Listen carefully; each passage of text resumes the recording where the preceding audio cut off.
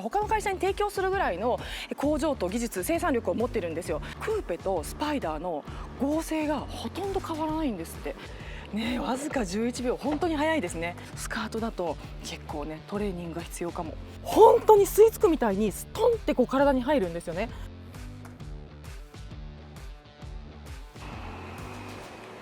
はい、皆さんこんにちは。自動車ジャーナリストの今井裕樹です。今日はこちらマクラーレンのアルトゥーラスパイダーの国際試乗会に参加しました。私ですね、マクラーレンのこの国際試乗会にジョインするのが初めてなんですけれども、見てください。後ろに見えるのはモナコです。ここはですね、そのフランス領ではあるんですけれども、モナコを見下ろせる、2年前にできたばかりの新しいホテルということで、ここをベースにですね、この素晴らしいアルトゥーラスパイダーご紹介していきたいと思います。まず1本目はですね、内外装と使い勝手編です。使い勝手といってもですね、この卓越した運動性能なので、使い勝手というよりはその空力などのディテールを細かにお伝えしていけたらと思っておりますので、皆さんぜひ最後までご覧ください。それでは今日もチャンネル登録と高評価で応援してください。さあ、それではこちらフロントフェイスからご紹介していきたいと思います。以前ですね 750S を曲がり側クラブで乗った時もこの、マクラーレンのデザインの空力っていうのをですねちょっとざっとご紹介したんですけれども、アルトゥーラスパイダーももちろんそのデザイン言語を使っています。ただし今回はですねさらにアルトゥーラの技術をですねこのスパイダー用に洗練されたということで、カーボン自体もこれまでとは違うんですよね。 MCLA というカーボンのユニット名というかその商品名を持っていて、実はマクラーレンって、もちろん F1 チームも持ってるっていうのもありますけれども、このカーボンの製造に関してはサプライを行うぐらい、だから他の会社に提供するぐらいの工場と技術、生産力を持ってるんですよ。他の会社に提供するぐらいの工場と技術、生産力を持ってるんですよ。%の軽量化っていうのも行われております。別の素材も使われてまして、こちらの方がですねポリカーボネートのような素材になっております。でこことこのフラップとかがそのアルミになっている。でそのアルミ、この樹脂、それからカーボンということで、全ての素材でですね非常に軽量になっているということで、ライバルよりも85キロ軽いこのスパイダーを実現してるんです。でクーペとスパイダーの重量差も60キロちょい、62キロだったかなぐらいしかの差しかないということで、実はルーフのユニットもすごく軽いんですね。それを追ってお話しします。さあ、やはりマクラーレンと聞いて一番最初にパッと目に入るのがこのライトのユニットだと思います。これが実はですね、これ自体が空力のパーツの一体化になっていて、ライトの目頭から切れ込んだように非常に彫りの深いユニットになっています。そしてここにインテークがあるんですね。でもこれ見たら分かる通り、ものすごいここにですねもうすでにいろいろとダストがついていて、この時期ちょっとねサハラからの砂、黄砂みたいなものが飛んできたりとか、花粉とかそういうのもすごくて、植物のダストみたいなのがいっぱいついちゃうんですけれども、こういうのがきれいにここでですねフィルタリングされていて、中に空気を送っていく。でもちろんこれがタイヤハウスの中にも行くんですけれども、後ろのですねラジエーターのところにもきれいに流れていくっていう効果もあるんだそうです。少しライト光らせてみましょうか。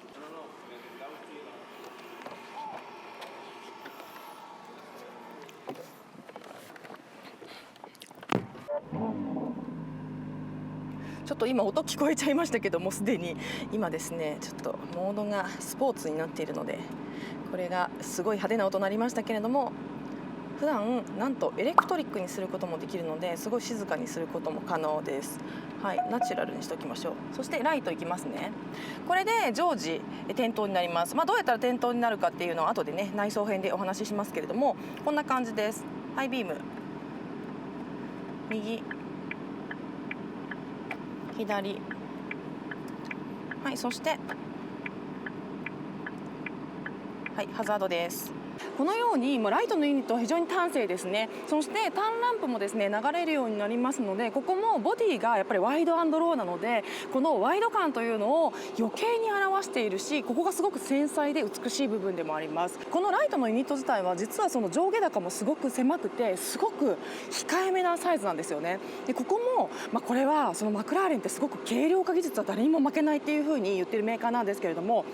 この小ささ、そしてこの小さいんですけれどもその光量も十分に担保しているっていうところがですね、ここにも美学が現れているような気がします。はい、こうやって光ってるのを見ても、今日本当に外がね明るいんですけれども、非常に存在感のある瞳、小さいながらにすごく強い瞳だなということを感じました。さあそしてこの下のカーボンのユニットです。ここがインテークなんですけれども、これも先ほど言った通りですね、非常にこのマクラーレンの空力哲学というところにですね非常に大きく寄与している部分です。かなり大きな開口が下に開いているんですよね。だからさっきのこのライトのここだけじゃなくて、この下にもインテークがつながっていて、ここが成形として非常に美しい部分でもあります。ここつながってるんですよ。つながってるんですけど、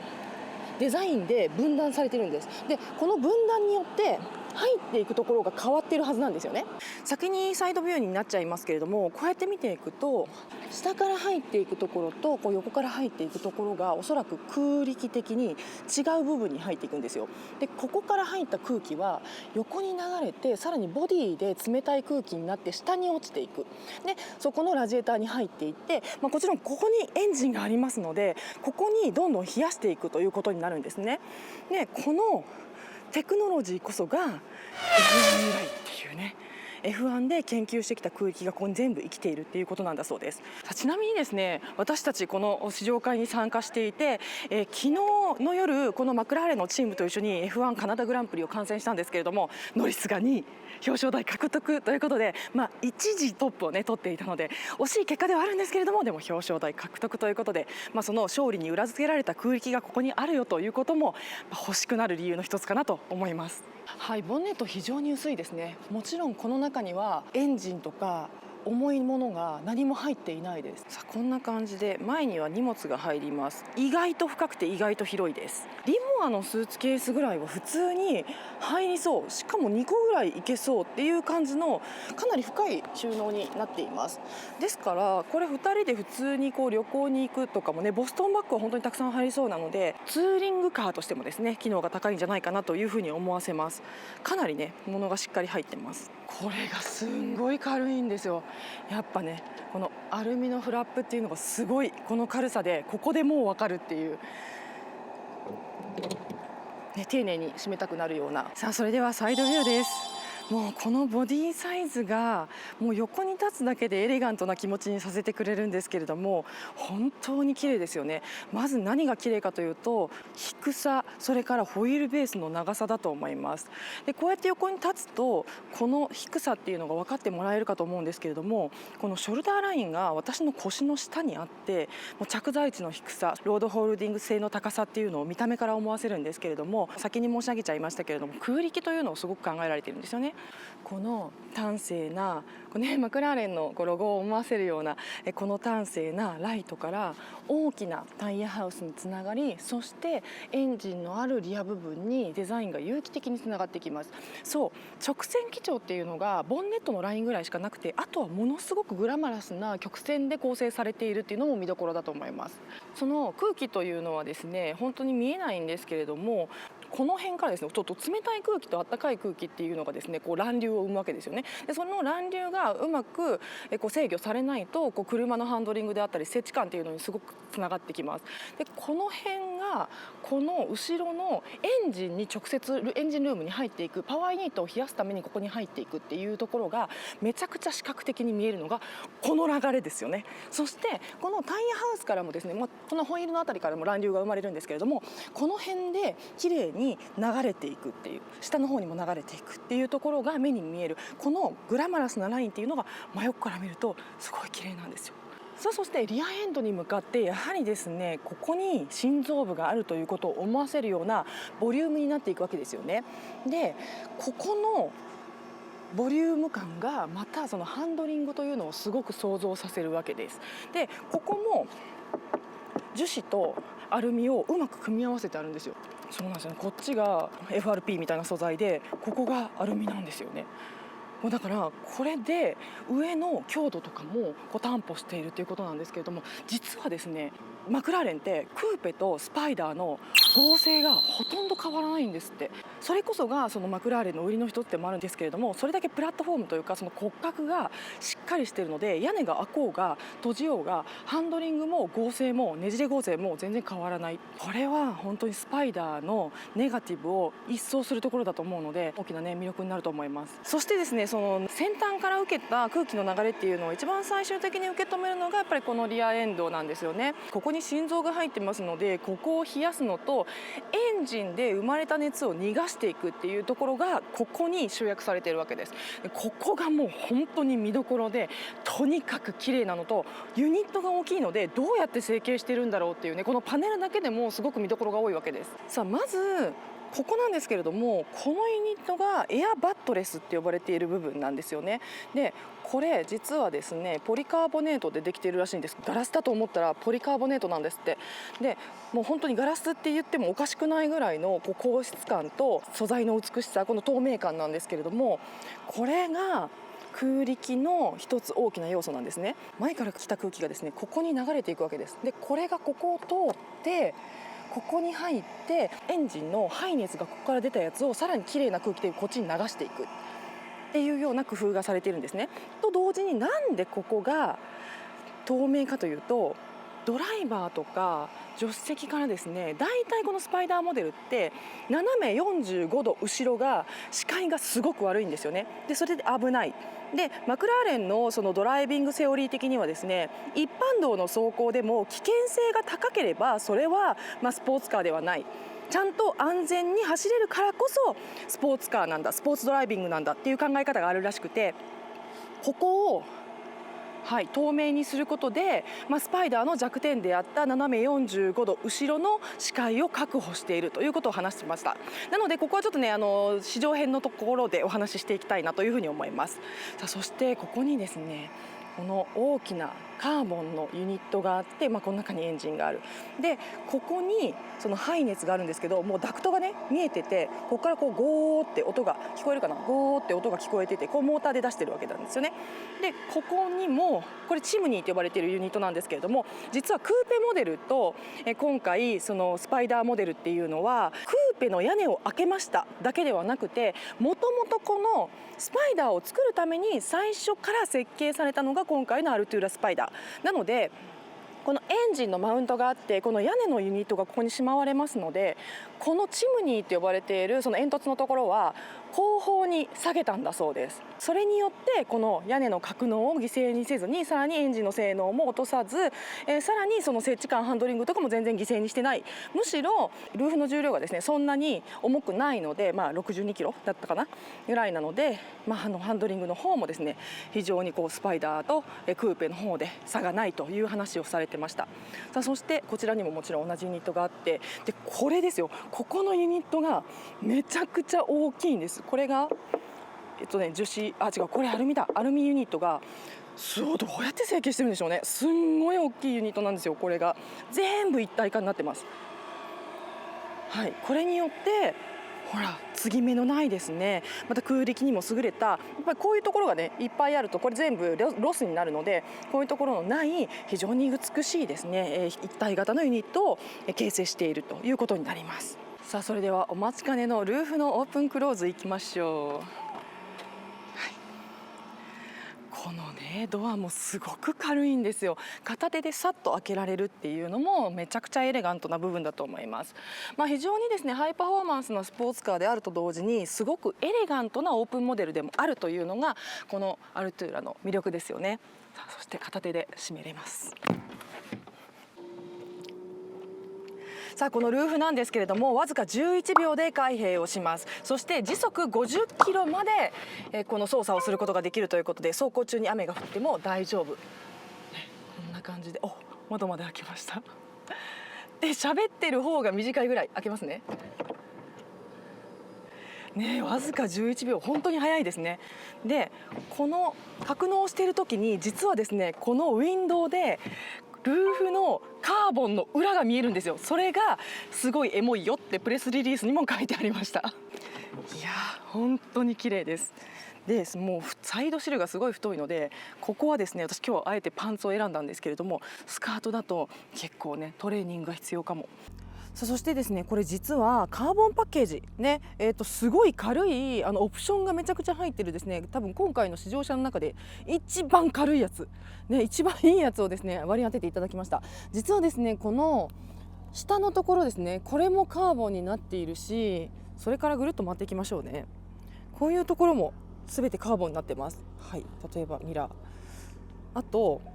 すごく大きなユニットとしてはここそして実は開けてこの辺とかもカーボンになっていて、めっちゃかっこいいですよね。マクラーレンってちゃんと入っていてすっごいかっこいいです。そしてもちろんこのトップの部分もね、先ほどご紹介したこの部分も全部カーボンになってるんですよね。これがもうすごい分量なので、とにかくそれは一番軽いよねっていうね、この辺もね全部オプションなんだそうです。でこれが軽くなればなるほど、もちろんどんどんパフォーマンスはパワーウェイトレシオ上がっていくので、それはもうすごいパフォーマンスになるよっていうねことなんですよね。フレアもそうですね。もうちょっとこの辺も全てカーボンになっております。はい、というわけでリアビューです。リアビューこそやっぱりね、マクラーレンの技術の粋が集結していると言っても過言じゃないかなと思うんですけれども、本当に見どころがたくさんあります。まずこちらカーボンパッケージというですね、オプションがめちゃくちゃ入っている車ということがですね、もう撮っているとやっぱりね、こう日本のプレスの皆さんもですね、これ初めて見るので、世界で初めて見るので、情報を手探りで収集しながら、こういうのをですね撮影していくわけなんですけれども、なのでちょっとね比べてみると、私の車が多分一番カーボン今回ねお借りしたのが一番カーボンで、ものすごい装備がいろいろついてました。というわけでここが全部カーボンになります。見てくださいよ、この勇ましさ、この迫力、すごくないですか？さすがですね、この辺がもうマクラーレンっていう感じなんですけれども、この設計の自由度とか、それからこの成形の美しさっていうのは、やはり自社工場を持っているからという、カーボンのね自社工場を持っているからという利が現れているのかなと思います。この辺がもうスッカスカなんですけれども、これもちろんですね下から来た空力を後ろに逃がすものなんですが、もうタイヤハウスのですねこの消音の材がもう見えちゃってるっていうぐらい、ここスッカスカにしてます。でこれも軽量かつですね、その冷却というか空力ということですごい感じさせますよね。さすが割り切りがすごいというかね、もうパフォーマンスのために全部答え合わせしてますみたいな感じです。そしてこの辺もですねすごくシースルー構造になってます。だいたいこういう構造でね、前のグリルのところで見えると思うんですけれども、同じことですよね。中にこう厚いものが入っているので、ここを排気を良くしておく。でこれをこう強度も担保するためにハニカムにしておくと、これだけ穴を開けていてもですね、ある程度の強度は担保されるというすごく機能的なところでもありますが、このマクラーレンロゴの周りはですね、穴を小さくすることでグラフィックにしていると同時にここは強度っていう部分でもあるんですよね。なのでこの辺は機能っていうのをすごく感じさせる部分でもあって、個人的にはこういうところがギュッと胸をつかまれちゃうんですけれども、そしてテールパイプ2本出しでございます。どうでしょう、ここにあるっていうね、もうまだめちゃくちゃ熱々なんですけれども、V6 のですね、3リッターのツインターボが入っていますけれども、ここにマウントがあるためにさほどうるさくはないですけど、始動の時なんかにはね結構しっかりとバイーンといういい音が鳴ります。この中にですね、見えますでしょうかね、もう見えちゃってるんですけれども、ギアボックスとそのエンジンのユニットがここの中にあるんですよね。なので今回プラグインハイブリッドではあるんですけれども、ユニットが非常に小さいということで、この中に全部重量物が入っております。ここですね。そしてですね、この中にエンジンが入っているわけなんですけれども、このユニット自体はですね、今オレンジでカバーされてますけれども、このユニット自体はこんな感じで一体型のカーボンになっています。でこれによって非常にご覧の通り軽いんですよね。ですからエンジンのですねそのカバーをすると同時にここは空力部品でもありますので、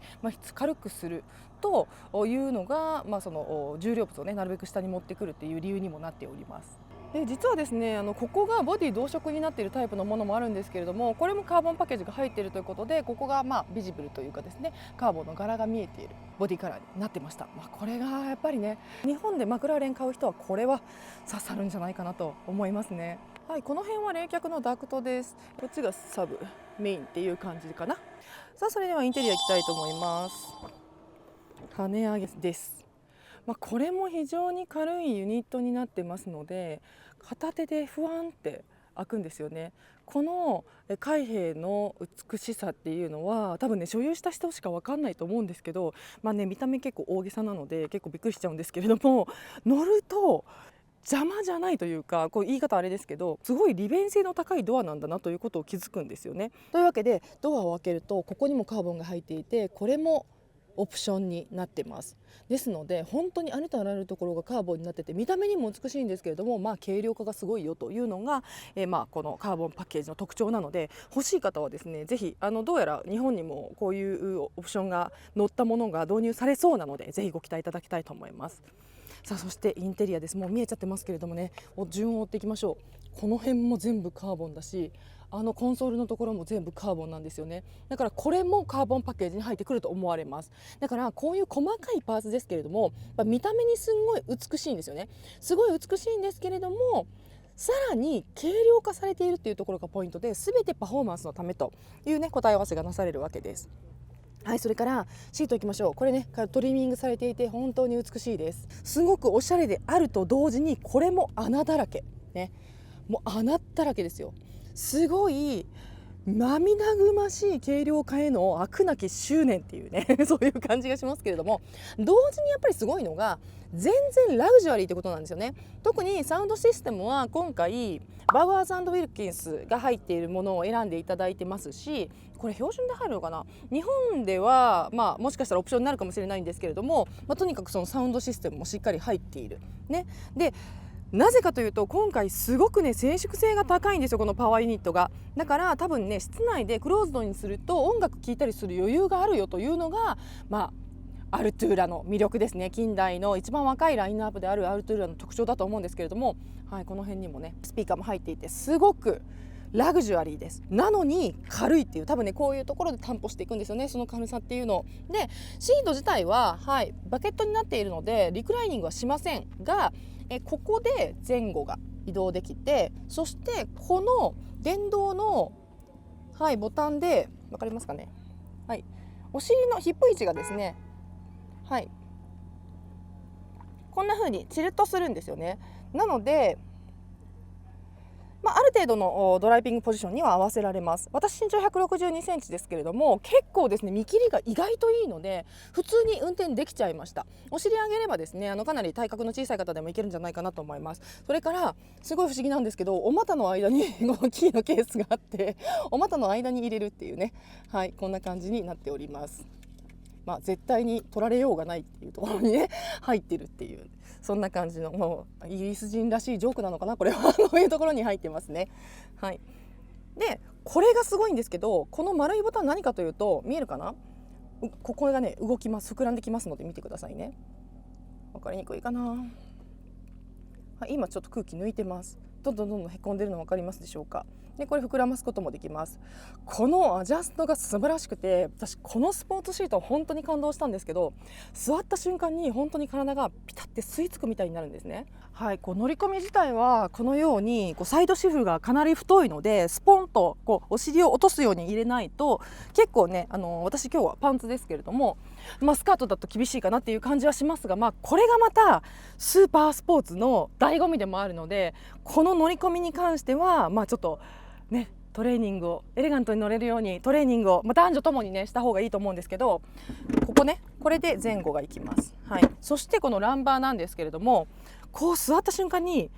本当に吸い付くみたいにストンって体に入るんですよね。でこのランバーでさらにその吸い付き感を強めることができます。ここを膨らませることで、日本人はお尻のお肉がものすごく薄いので、どうしてもその欧州のお尻に後ろの高いところにボリュームがある人たちとは体型が違うんですけれども、ここを膨らませることによってその欧州人が持っているお尻の肉のボリュームっていうのを人工的に出せるんですよね。これによって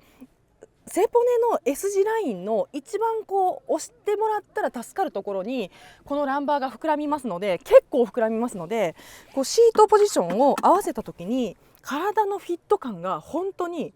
吸い付くみたいなんですよ。すごい気持ちいい。これはこのまま座ってたら体の背骨矯正になるんじゃないかと思うぐらい本当に気持ちいいので、これはタイミングがあればぜひ試してもらいたい。そしてこういうことがスポーツシートなんだっていうのをすごい感じました。でパッと乗った時にね、このレクチャーしてくれたマクラーレンの男性がいるんですけれども、パッと座った瞬間にこのシートすごいねって言ったら、そうなんですよっていうふうにおっしゃってました。やっぱりねそのシート設計に関しても、やっぱりスポーツドライビングに関してはシートっていうのは一つの機能部品なので、こういうところがしっかりしてると運転に向かう気持ちが伸びるというかね、背筋がピッと本当に文字通り伸びるかなという感じがしました。さあ、そしてそれ以外のインテリアなんですけれども、このステアリングはですね、下の部分がかまぼこ型に切ってあるというかね、下の部分が水平になっているスポーツステアリングになっています。かなりステアリングが起きてますね。でこれが割と直立しているので、こう小径で小さくですね、脇を締めた状態で、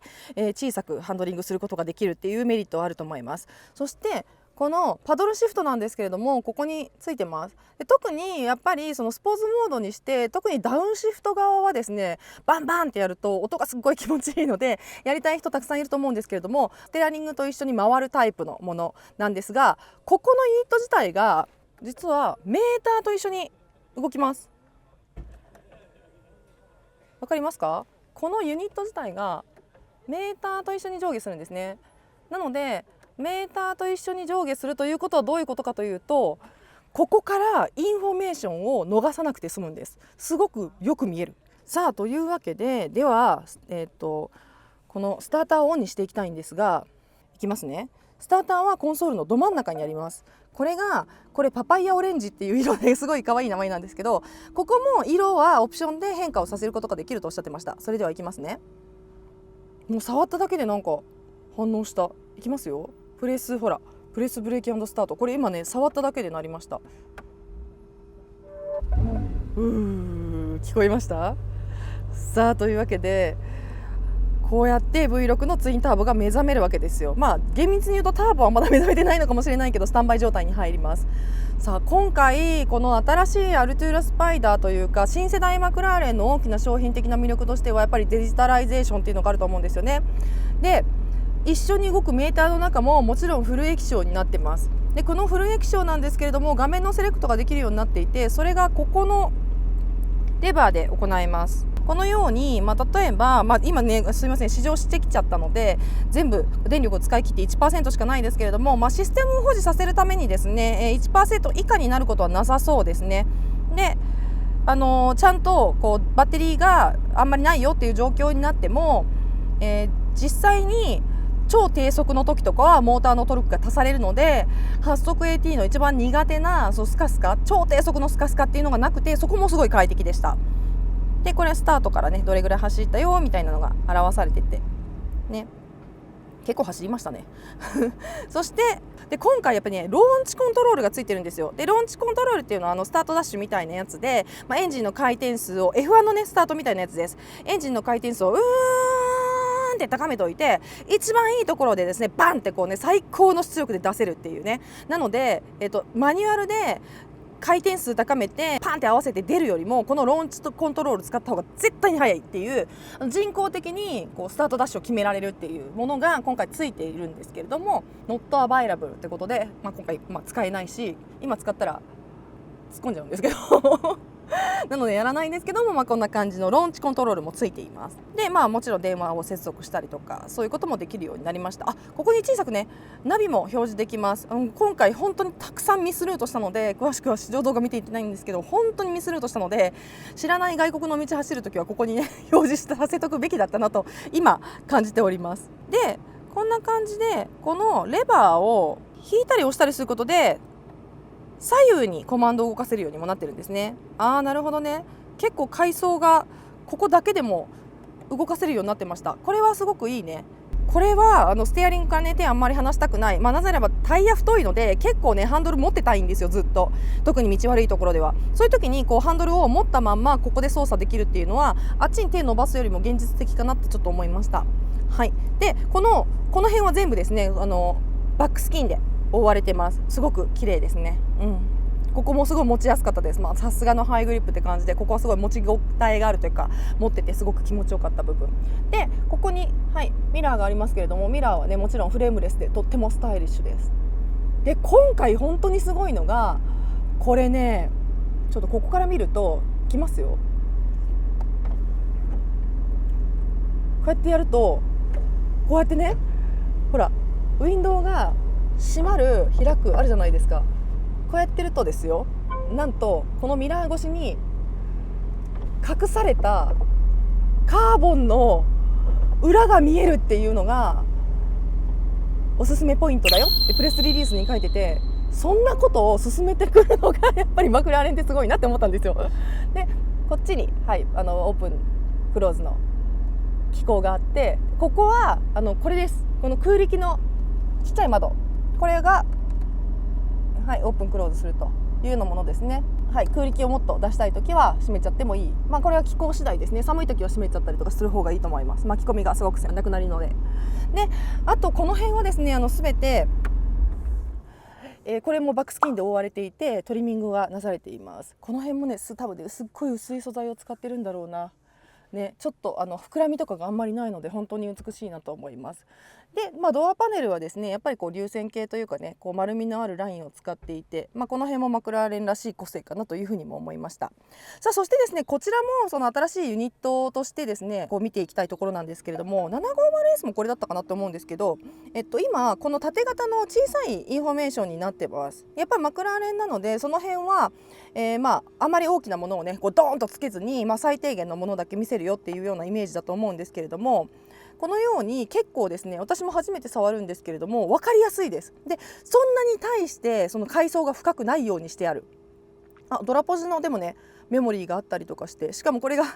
ほらフォーミュラポジションになってて F1 ドライバーになってるっていう、いいじゃないですか。こういうところもちょっとシャレを感じさせますよね。であとはメディア、これは音楽とかですね。で iPhone 接続もちろんできるし、Apple CarPlay も対応してます。そして、ナビもこんな風に表示させられます。ただそのナビのリルートの精度は、これ欧州ナビなので、欧州ナビのベースで言うとあんまり良くなかったかなっていう感じはしましたが、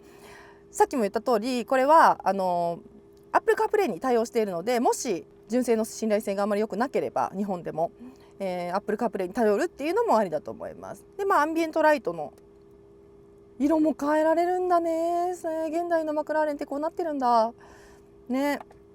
とかあとはVDC ですね。横滑り防止というかトラクションコントロールのオフができたりとかもする。でアシスタンス、今回ねアシスタンスがすごい充実してるんですけども、アシスタンスのオンオフとかも細かくできるよっていう感じです。とにかくドライバーとしてはすごくシンプルなので使いやすいっていう利点はすごいありますね。でこの辺に違うページにすると、例えばその音楽であったりとか、今回バワーズ&ウィルキンスが入っているのでいい音で音楽聴けるよっていうのと、あとは、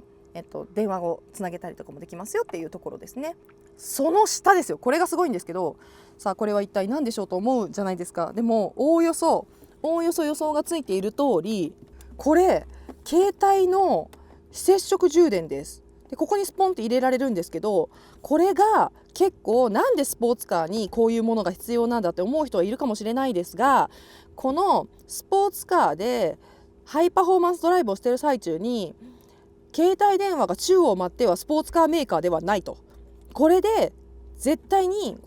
安全な携帯の非接触充電を作りたかったんだみたいなプレゼンテーションがわざわざあったので、そういうところもですね、すごくその近代化っていうことに関してマクラーレンが積極的に商品を作ろうとしているっていう姿勢でもあって、私は逆にすごい好感が持てました。ちゃんとね若い層とかにも乗ってほしいっていうね、ちゃんと利便性高く乗ってほしいっていう表れがこういうところに一つ来てるのかなと思って、すごくいいなと思いました。でドリンクホルダーは1個なんですけれども、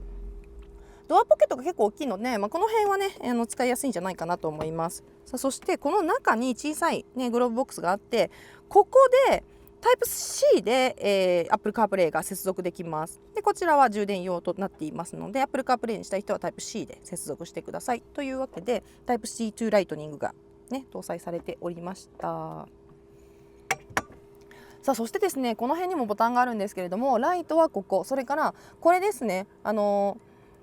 ちょっとやっぱり車高が低いのでコンビニ入ったりとかする時とか怖いじゃないですか。でヨーロッパの方は、こっちの説明の方はですね、街に入る時のバンプを乗り越えたりする時に一瞬でこれ上げれることができるので、これ使ってくださいというお話でした。で本当に一瞬で上がるのですごい楽です。あとレーンデパーチャーアラートのオンオフであったりとか、ロックであったりとか、ここであとフロントのですねラゲージを開けることができます。さあこれはユニークなところなんですけど、これ何ですかって聞いたらですね、2個を押すと実はサービスのメニューなんですけれども、ここを押すと